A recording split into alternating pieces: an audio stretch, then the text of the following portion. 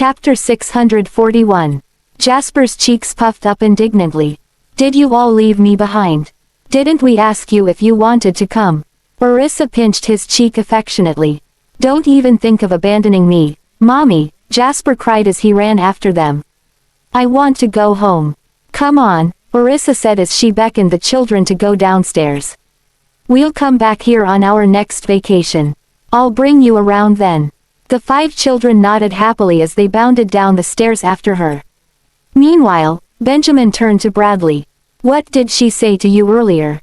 Bradley glanced at Benjamin hesitantly, not as outspoken as he was in front of Orissa.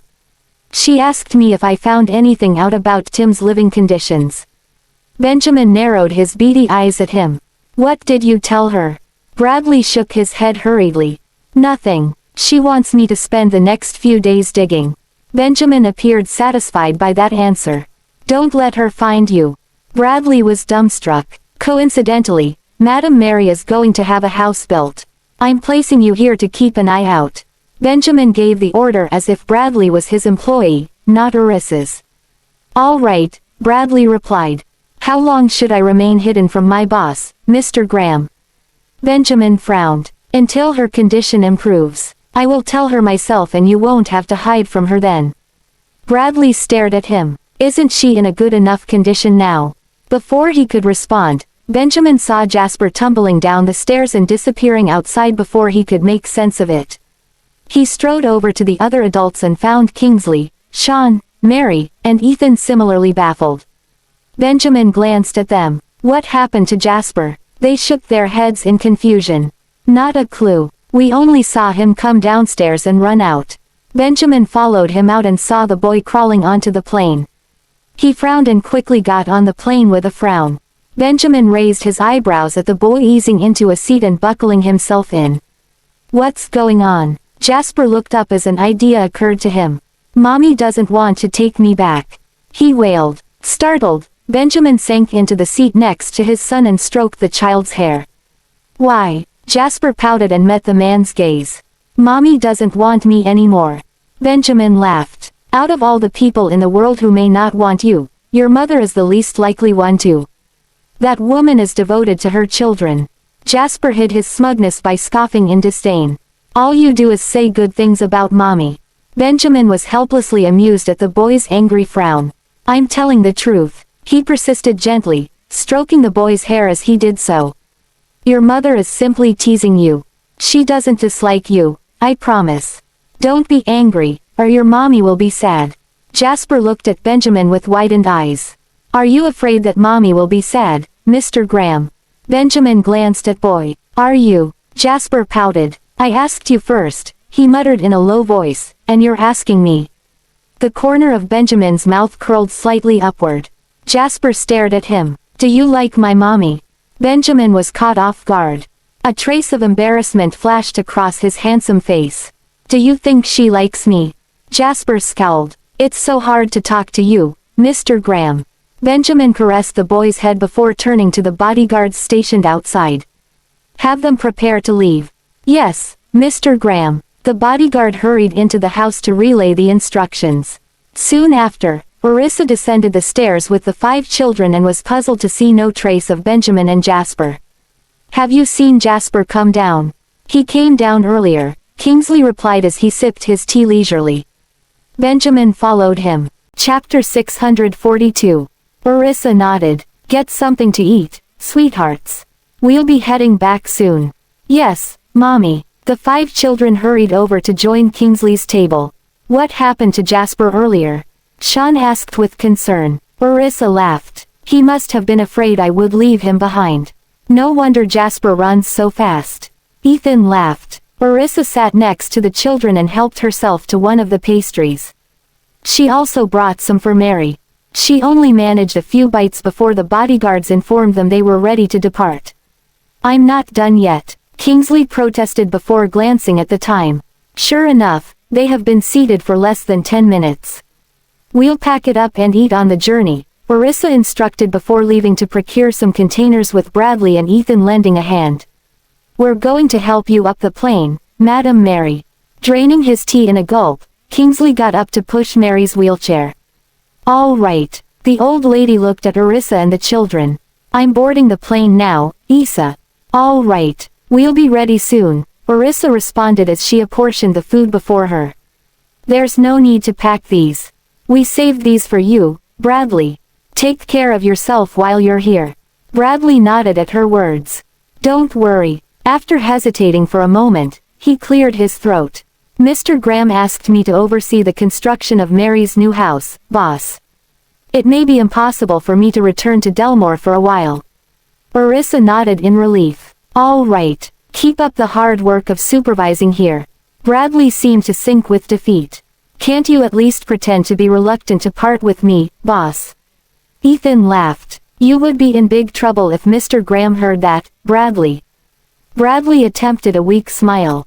Don't you rat on me. When is the person you'd arranged for going to be here, anyway?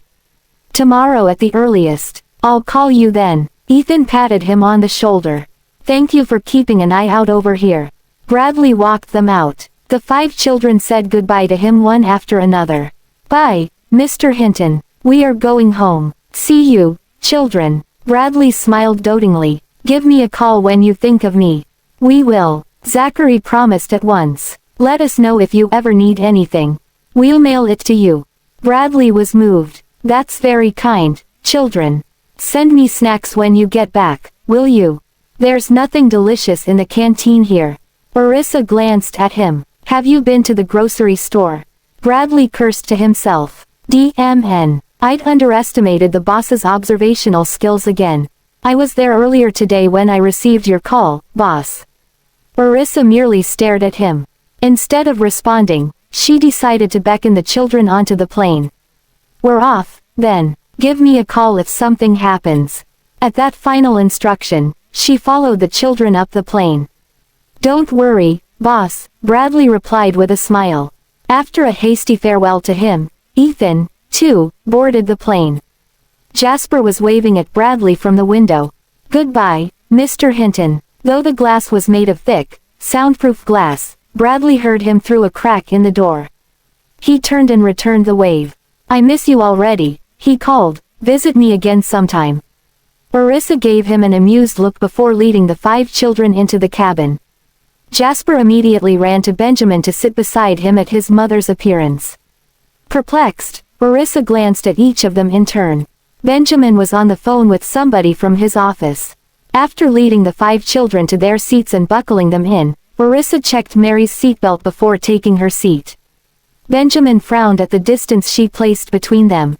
After double-checking that the passengers have all been seated, the bodyguards closed the cabin door.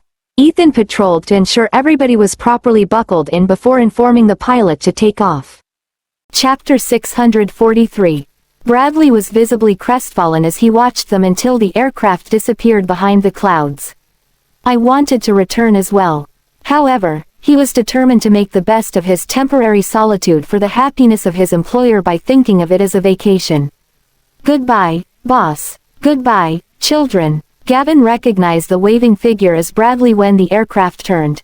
Mr. Hinton is waving at us, he cried. Though all of them looked out the window, only Zachary managed to see the speck on the ground.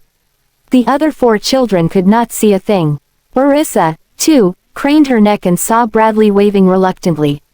She smiled. He probably won't be able to stand being here alone.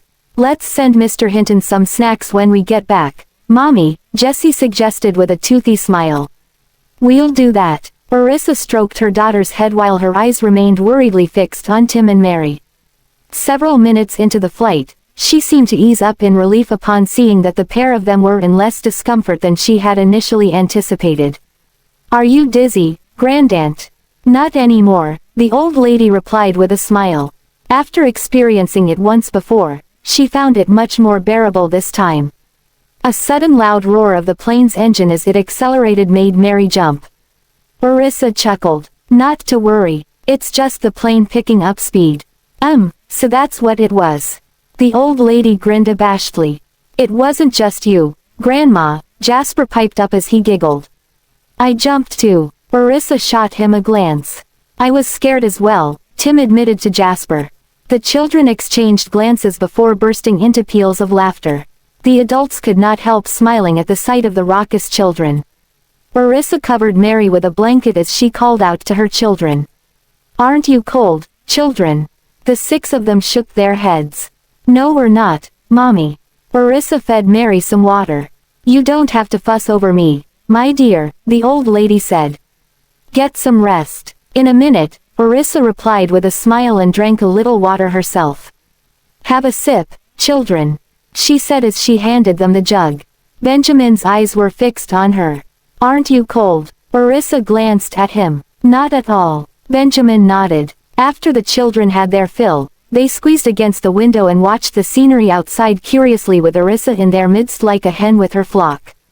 "Do you think that mountain looks like a man lying down, Mommy?" "It does, doesn't it? Look over there, Mommy. That cloud is beautiful. Wow, you could see all the colors in the rainbow." Orissa was even more excited than the children as she scrambled to take pictures with her phone while calling out to them, "Look over there, there's another rainbow cloud." Even Kingsley, Sean, Ethan, and Mary craned their necks curiously. "It's beautiful. The clouds must be sending their regards for locating our brother, Mommy." "Ha, that's very kind of them. Have you seen a cloud more beautiful than this, Tim?" "I've seen a double rainbow." "You have. I've never seen 2 together." From time to time, the warm conversation between Orissa and Tim reached Benjamin's ears and made him smile with genuine pleasure. His deep eyes, tinged with a rare instance of tenderness, fell on her beautiful face brightened with childlike excitement. Kingsley caught Benjamin staring at Orissa. He bumped his elbow against Sean's arm to signal the latter to take a look. Ethan noticed it as well. The sight of Benjamin's soft spot made him smile. "Mr. Graham appears infatuated," teased Kingsley despite the envy in his eyes. "I get goosebumps just looking at him. Don't you want Mr. Graham to be happy, Mr. Watts?" "Oh, I'm sure Mr. Graham will be thrilled after getting lucky." Kingsley grinned slyly and placed a heavy emphasis on the final 2 words. Grasping his meaning within seconds, the corners of Sean's mouth twitched. "Not too loud, or Benjamin will drop you out of the plane without a parachute. I won't be able to help you then." Benjamin turned his gaze at them at that moment and caught Kingsley's eye. The latter's lips immediately gave way from a mocking smile to a flattering one. "Would you like something to eat, Benjamin?" Chapter 644. Benjamin's eyes darkened a little. "Leave some for Gavin and the others." Kingsley smiled. "I will. Are you afraid that I would finish everything and leave Orissa hungry?" Sean and Ethan snickered. After glaring at Kingsley, Benjamin turned his gaze toward Orissa and the children. Upon seeing that they were indulged in their own amusement, he took out his laptop and began attending to work. Sean gave Mary a drip which soon put her to sleep.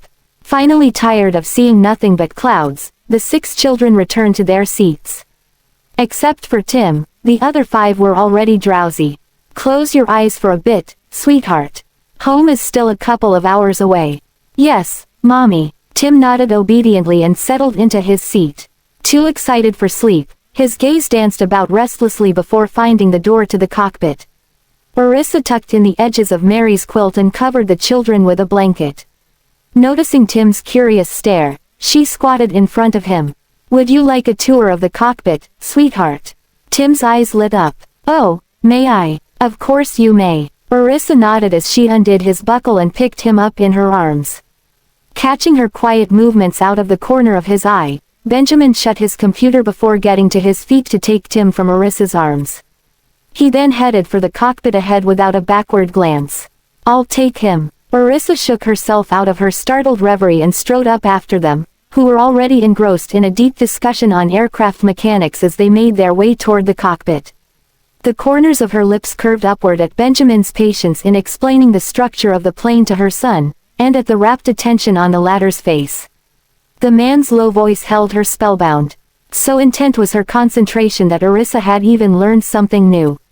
The pilots turned to greet Benjamin when they arrived at the cockpit, who gestured at them to carry on as he continued his discourse with his son.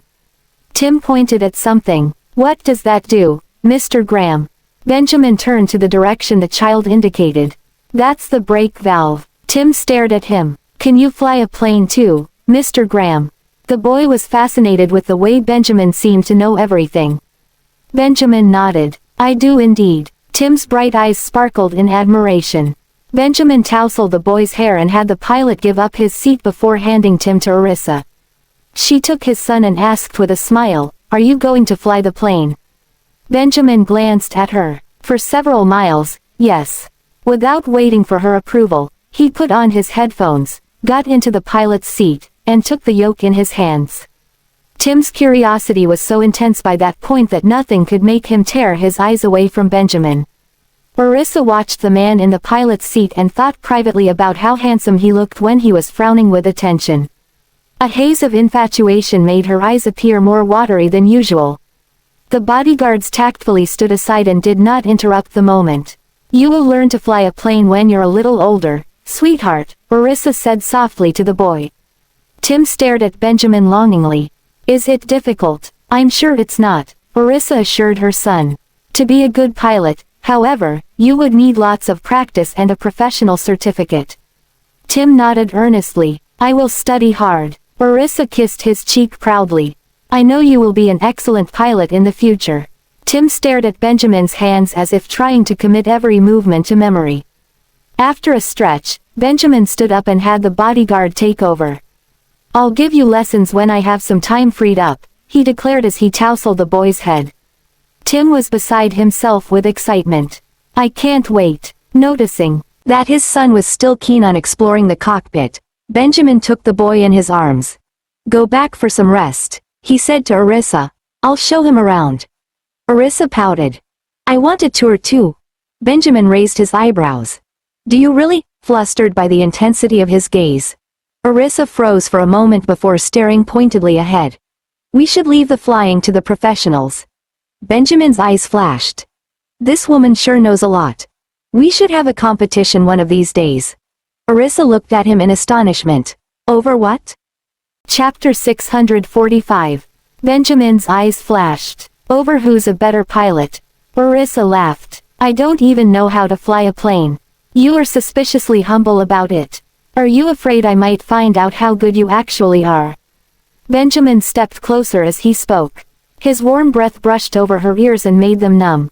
Orissa's cheeks flushed against her will. She edged away as little as she dared and smiled awkwardly upon meeting Tim's curious gaze. Enjoy yourselves, boys. I'm heading back. She turned to return to the cabin. Tim blinked. Could mommy be shy? Benjamin's deep eyes followed Orissa. They only lowered to the boy in his arms after she disappeared from sight. Shall we return as well, Tim? Benjamin asked in a slightly raised voice upon noticing that his son was also staring at Orissa. Tim nodded. Yeah, let's head back. Benjamin lifted him as they went in Orissa's wake. Spread luxuriously across his father's broad shoulders, Tim gazed longingly at the cockpit. Upon returning to her seat, Orissa shut her eyes for some much-needed rest. Sensing Benjamin's return, she opened them again and found the man seated next to her with their son in his arms. Give him to me. She reached out with both arms. Benjamin glanced at her. Weren't you just about to take a nap? Tim glanced at Benjamin. I can sit by myself, Mr. Graham, he whispered. Benjamin looked down at his son. As you wish, then, he said before getting up and placing the boy in the seat he had previously occupied before buckling him in. When he turned around, he saw Orissa craning her neck to gaze at their son. Benjamin reached out and playfully rapped her forehead with his knuckles. What are you looking at? Go to sleep. Orissa rubbed her forehead and glowered angrily at him. Cover Tim up with a quilt. Benjamin went away to procure a quilt to drape over the boy. Get some sleep, Tim, he murmured. It'll be over another hour to get home. Tim nodded obediently and burrowed himself further in his seat before looking around. Benjamin caressed his head lovingly and covered Orissa with another quilt before resuming his seat. She was touched by his gesture. Orissa stole several glances at the man throughout the plane ride. When Benjamin began to work, she became even more emboldened to stare at him. Look at those cheekbones. Even axes aren't as sharp as they are. However, his regal presence is even more exciting than his appearance. The longer she studied his cheeks, the hotter hers became. Benjamin felt her gaze and turned his head in her direction. His gaze deepened at the sight of her flushed cheeks. Returning to her senses abruptly, Orissa was horrified to find the man's fiery gaze catching her in her act. Her heart throbbing with panic, she hurriedly looked away while ignoring her burning ears. Benjamin's thin lips curled into a smile at her embarrassment. Orissa's pulse quickened further still at the man's unrelenting gaze. Instinctively reaching for her phone for something else to do, she was dismayed to find it turned off for the flight. Detecting a movement in her peripheral vision, Orissa looked up and saw Benjamin waving a tablet at her. "You can watch a movie," he mouthed. Orissa reached outward and took it from him. After a quick glance at the children, she found them all, Gavin and Zachary included, sound asleep. Even Tim's eyes were beginning to droop. Allowing the child to succumb to his drowsiness, Orissa put on earplugs and watched a movie alone, with Benjamin lost in work next to her. At some point through the movie, Orissa fell asleep. Benjamin noticed that she was cramped in her seat in such a way that would guarantee a neck cramp when she woke up. Without hesitation, he leaned her body against his and rearranged the quilt over her before resuming work. Orissa's steady breath tickled him from time to time as it brushed against his chest through the gap in his shirt buttons. Benjamin's dark eyes narrowed as he felt his own breathing instantly disrupted. Glancing at the soundly sleeping woman and her peaceful expression, he could not help noticing how attractive her cheeks looked with their natural pink tinge when she became excited. He was so mesmerized by her beauty that he could not take his eyes off her. Benjamin did not look away until a sudden sound of Gavin getting up to use the washroom roused him from his reverie. He watched as his son unbuckled his seatbelt and walked toward the bathroom. "Do you need me to come with you, Gavin?" Benjamin asked in a low voice.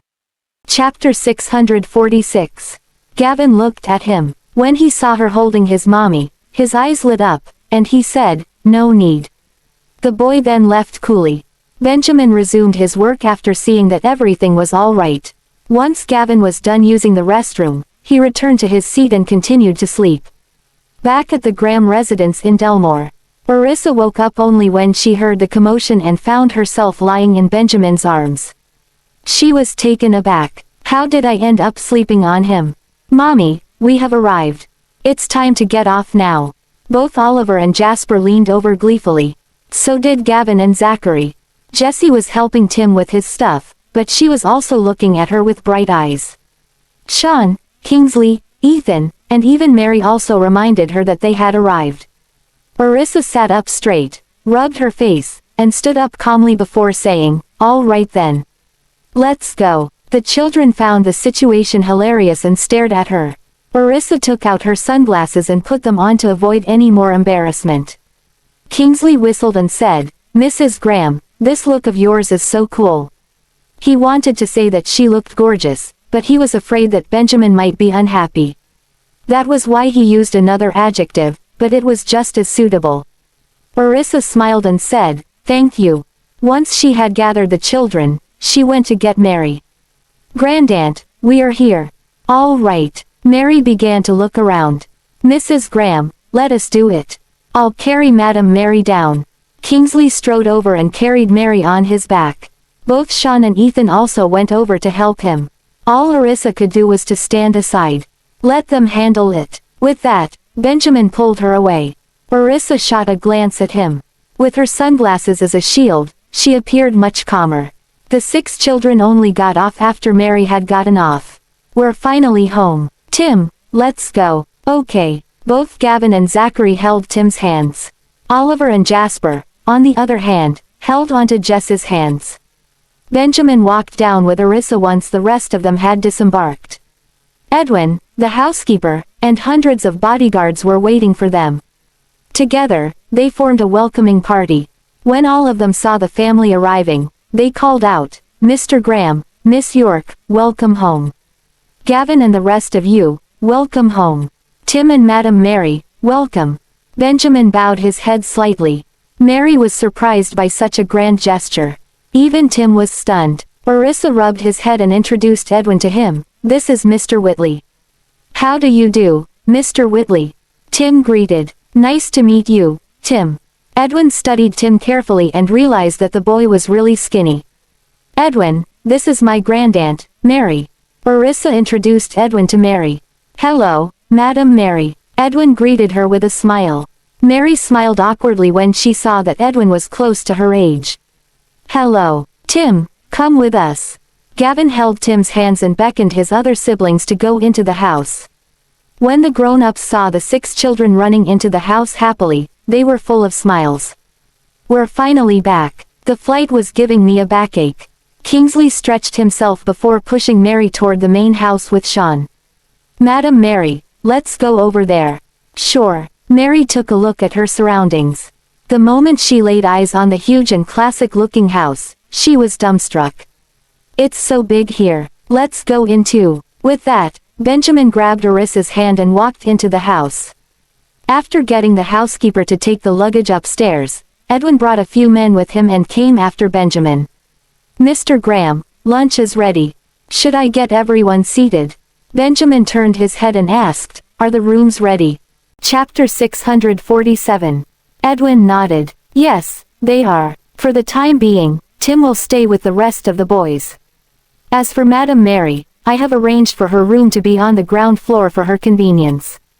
It would be inconvenient for Mary to stay upstairs because of her legs.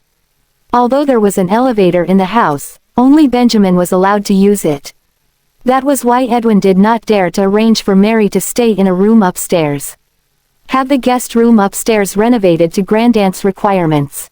Once it's ready, move her upstairs, instructed Benjamin. Edwin was startled to hear that. Yes, Edwin found it strange. Mr. Graham, this Grandaunt. In order to gain Benjamin's respect, she must be somebody important.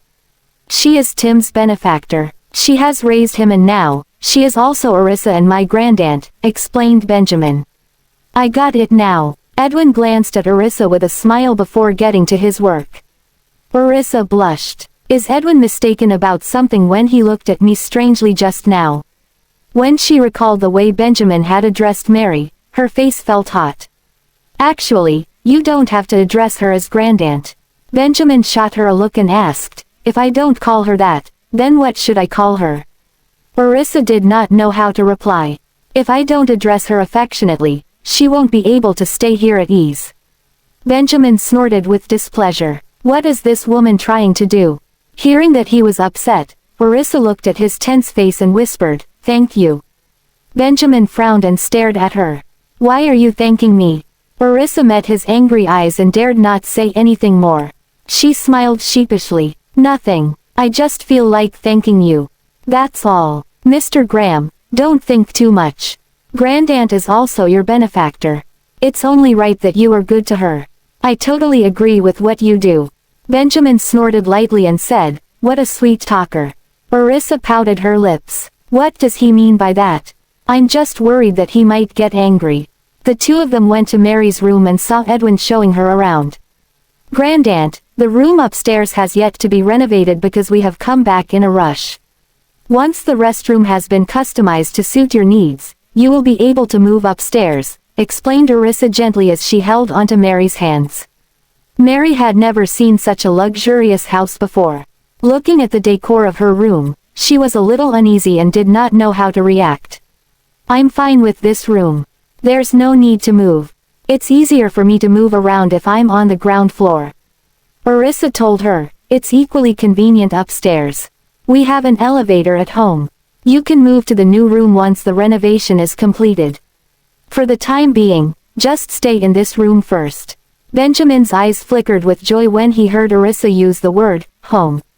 Mary was moved beyond words.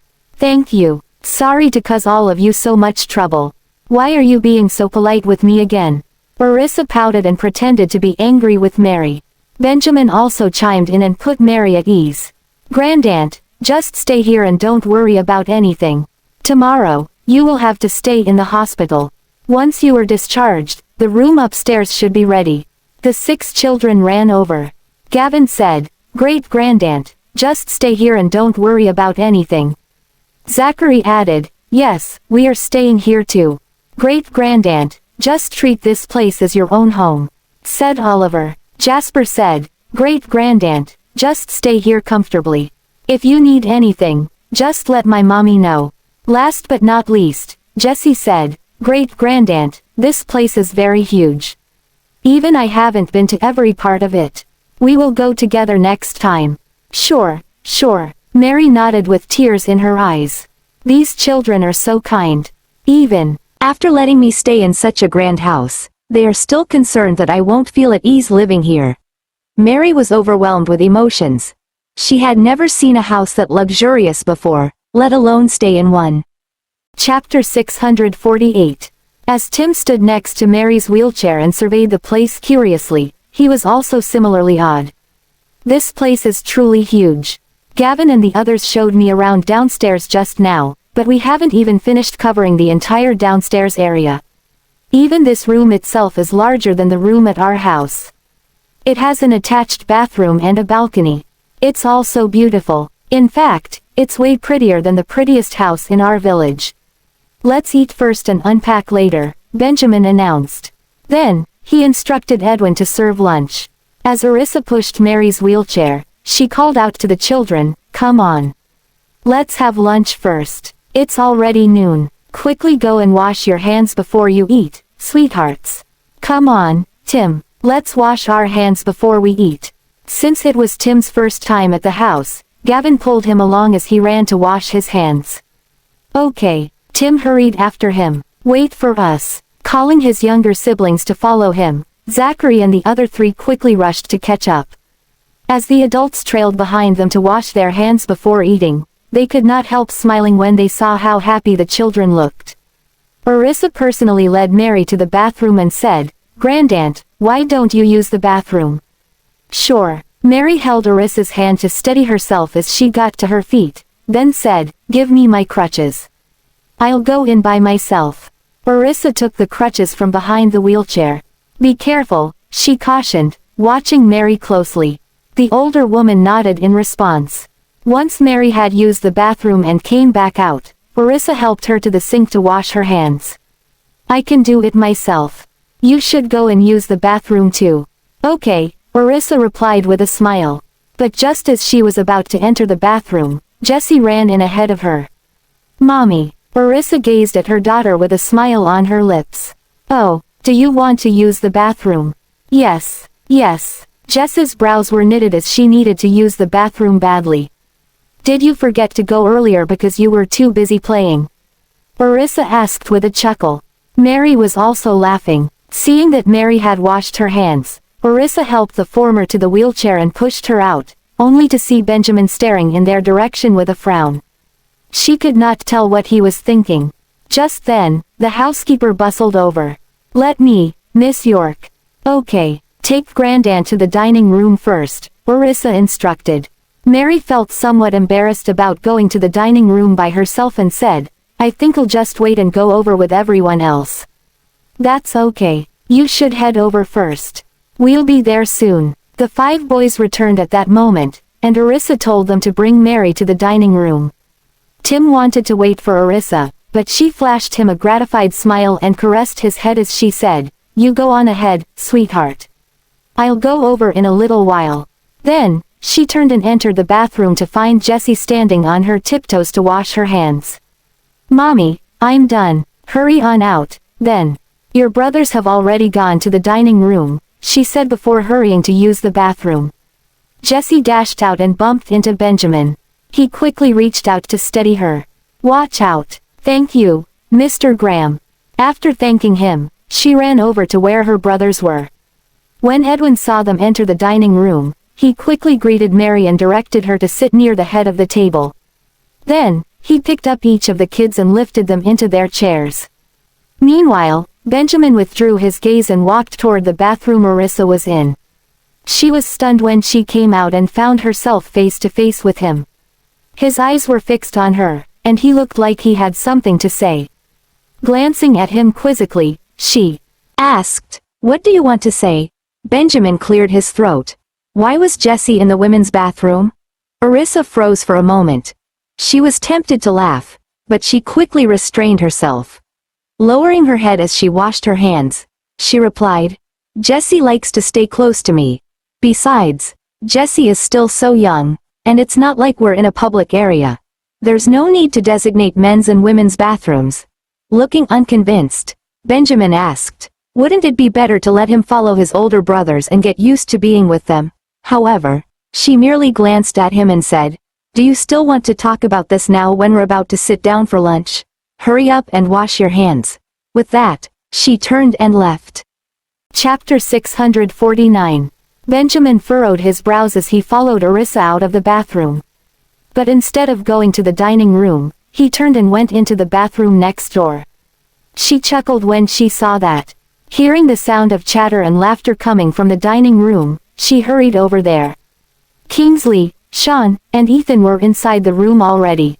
When the 6 children saw her, they called out excitedly, "Mommy, Miss York." Orissa murmured an acknowledgement in an affectionate tone.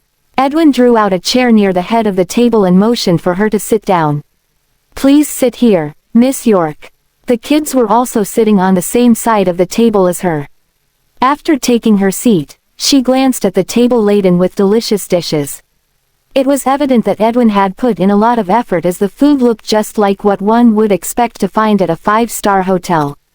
Edwin proceeded to instruct the help to serve the soup. Tim secretly gulped as he gazed at the scrumptious spread on the table while Jasper took a deep whiff of the delicious food and declared, "It smells good."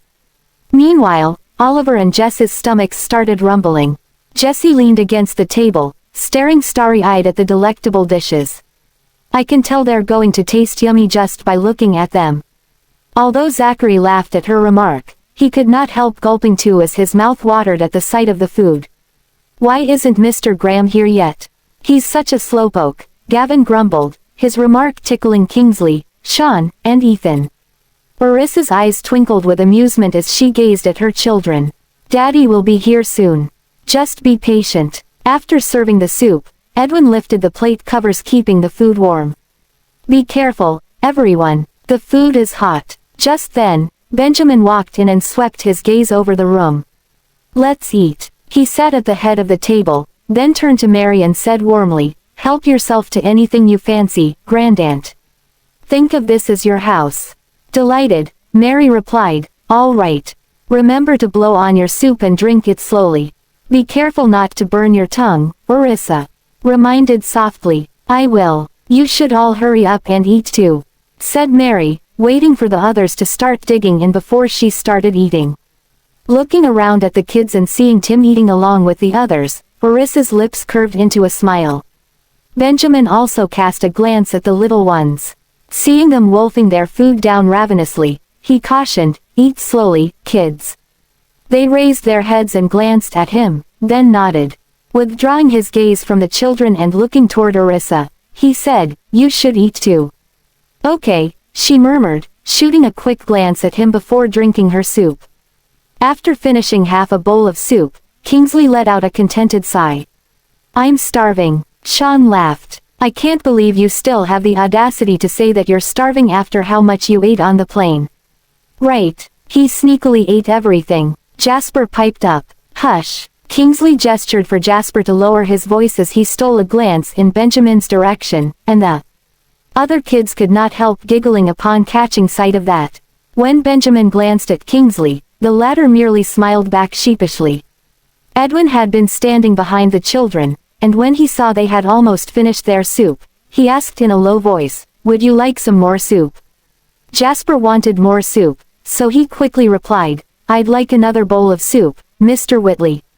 "Mr. Whitley, I want some pasta," Jessie answered in her soft and adorable voice. Edwin felt his heart melt and agreed to bring some at once.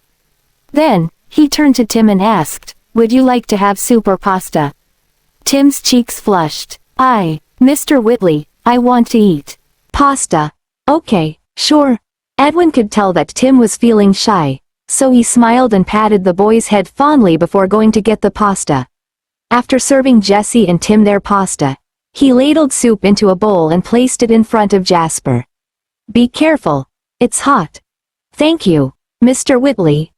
Jasper sang out with a bright smile. Tim and Jessie also thanked him sweetly. "You're all such good children," Edwin praised as he placed more food on their plates. Gavin, Zachary, and Oliver finished drinking their soup just then and wanted to have pasta, so Edwin hastened to bring them some.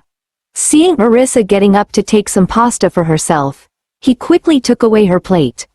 Miss York, please go ahead and enjoy the other dishes. I'll bring you the pasta. Chapter 650. Orissa sat back down. Thank you, Edwin. You're welcome, he responded warmly. Turning to Mary with a smile, Orissa placed some food onto the woman's plate. Have some of this, Grandaunt. Ah, okay, I'll have some soup first, Mary replied hurriedly. Have some of both, Orissa said as she piled more food onto the children's plates. Eat slowly, don't scarf down the food. Too engrossed in eating, the other kids merely murmured a response and nodded. However, Tim looked up and answered, Okay, Miss York. Gazing at him lovingly, Orissa murmured a response before continuing to eat. These dishes are absolutely delicious. Edwin, did you prepare all of this? Orissa asked when she saw the butler walking over.